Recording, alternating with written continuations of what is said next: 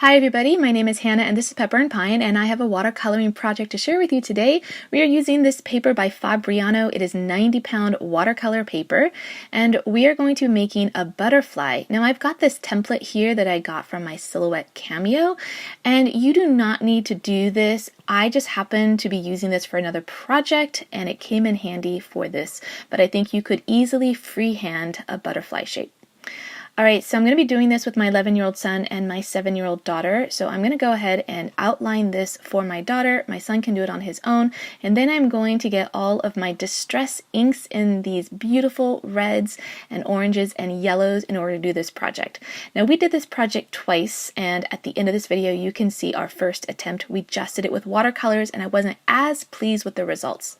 Now I am using a little blender tool in order to get the ink onto the watercolor paper. This ink blends really well and it's going to blend even better once we add water. Alright, so now that it's complete, I want to add my Heidi Swapp Color Shine in Gold, and I'm just putting a light layer on top, and you can see how those colors blend together and give a nice shimmer.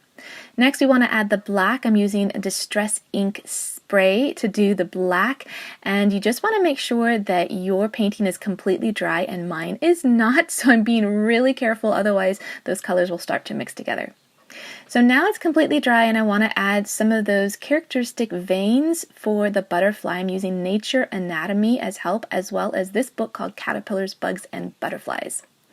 So I'm just going to go ahead and add that same black ink over our wings, and you can see the iridescence. They really look like real butterfly wings. That Heidi Swapp Color Shine really adds a nice shimmer to this project. Alright, so I'm making the outside of the wings a little bit thicker, as is what the Monarch butterfly looks like, and then I am trying to copy the different veins on the inside. It's actually a little bit challenging, but to be honest, I think that if you just get a general look of these veins, you'll be okay. And indeed, when my children did it, they weren't as accurate, but it looks just as beautiful. Now there's one more thing that we want to do once this is complete and dry, and that's to add the white dots along the outside of the butterfly. I am using some white correction ink for this, but I think white acrylic paint would work just as well. And this is what it looks like when it's done. I love the iridescence that the Heidi Swapp Color Shine gives. Alright, so my children also did this project twice. Let me show you what theirs looks like. My son is working with the Distress Inks, and you can see how beautiful his butterfly is coming along. My 7-year-old daughter is doing it as well, but I went ahead and cut out her butterfly because she preferred it to look that way.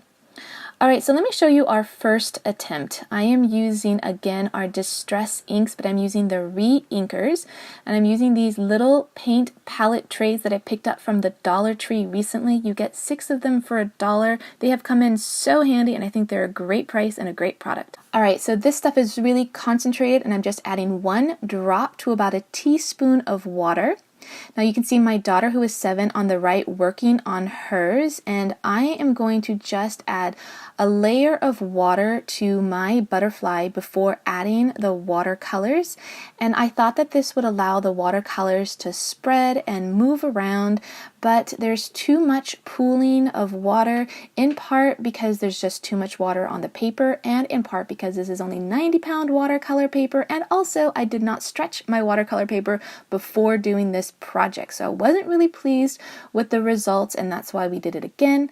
But I still like this by itself. I am going to go ahead and add my Heidi Swapp Color Shine in Gold, but all those colors really blended together just a little bit too much versus working with the ink pads, which allows the colors to kind of stay put a little bit better. Of course, if I didn't add water to this first, I think that the colors would have just stayed where they were rather than mixing around, and that was my original intention, but at least we got to do this project twice, and I'm not complaining because we all love doing our watercolors. If you want to see more pictures of our project, you can find them on the blog post that accompanies this video on my website at pepperandpine.com.